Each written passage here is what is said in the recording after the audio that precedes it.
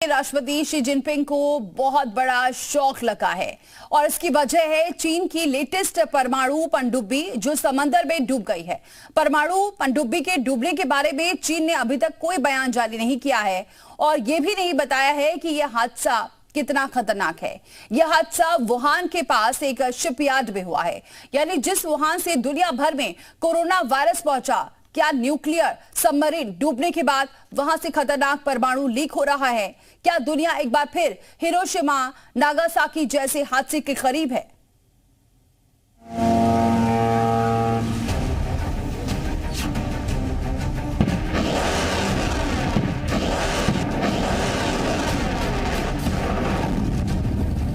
समंदर किनारे यहीं पर जिनपिंग का परमाणु सपना डूब गया।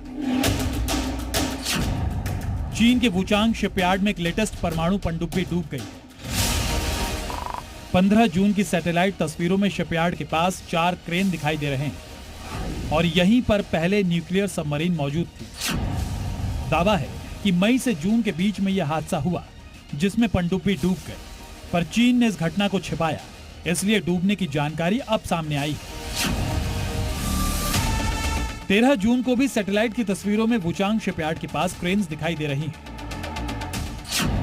लेकिन इससे पहले आई सैटेलाइट तस्वीर में शिपयार्ड में एक भी क्रेन नजर नहीं आ रही। इसका मतलब ये कि 29 मई से 13 जून के बीच कोई हादसा हुआ है, जिस वजह से चीन ने वहां क्रेन तैनात की है।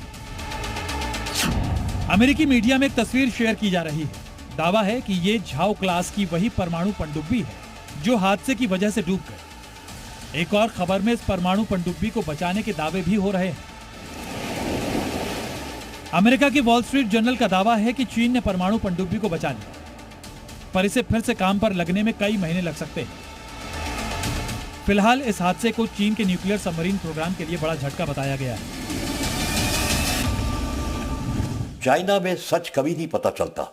ये झटका मिला है चाइना को कि एक उनकी जो नई पनडुब्बी है वो पानी के अंदर चली गई, फिर उन लोगों ने ऊपर उठाई है बॉन्चुंग शिपयार्ड में और कहते हैं कि मरम्मत करके जो पानी वगैरह सब निकाल के उसका फिर ट्रायल्स होगा। हालांकि चीन की सरकार ने अब तक इस पनडुब्बी हादसे की खबर को लेकर कोई बयान नहीं दिया है।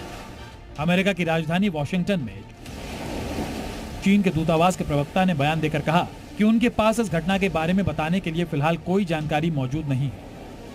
इससे साफ है कि चीन की सरकार इस हादसे को छिपाने की कोशिश कर रही है, लेकिन अमेरिका की तरफ से कमेंट्स दिए जा रहे हैं। अमेरिकी रक्षा मंत्रालय के एक सीनियर अधिकारी के मुताबिक यह हादसा बीजिंग को शर्मसार करने वाली घटना हो सकती है, क्योंकि चीन अपनी सैन्य क्षमताओं को बढ़ाने की कोशिश कर रहा है।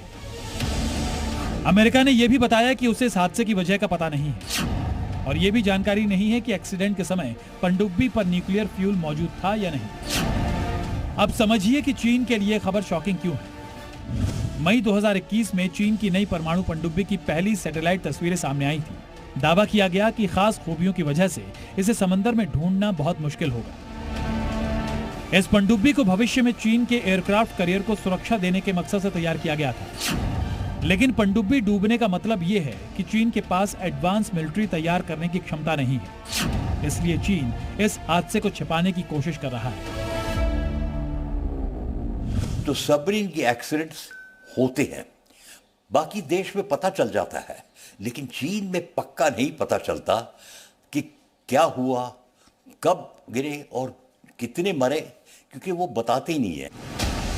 चीन की परमाणु पनडुब्बी के साथ हुआ यह हादसा पहला नहीं है। इससे पहले 2023 में भी ऐसा ही एक हादसा हो चुका है।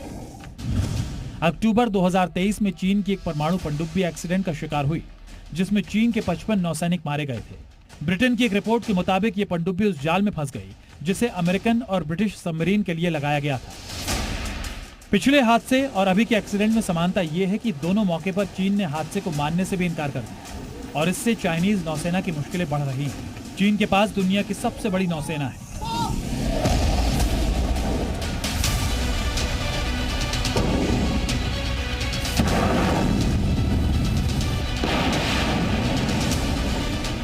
एक दिन पहले चीन की नौसेना ने रूस के साथ मिलकर समंदर में बड़ी ड्रिल की, दुश्मन नौसेना को मार गिराने की प्रैक्टिस की। अभी चाइनीज नेवी में 370 से ज्यादा जहाज हैं। चीन ने हाल ही में नई जनरेशन की परमाणु ऊर्जा से चलने वाली पनडुब्बियों का प्रोडक्शन शुरू किया।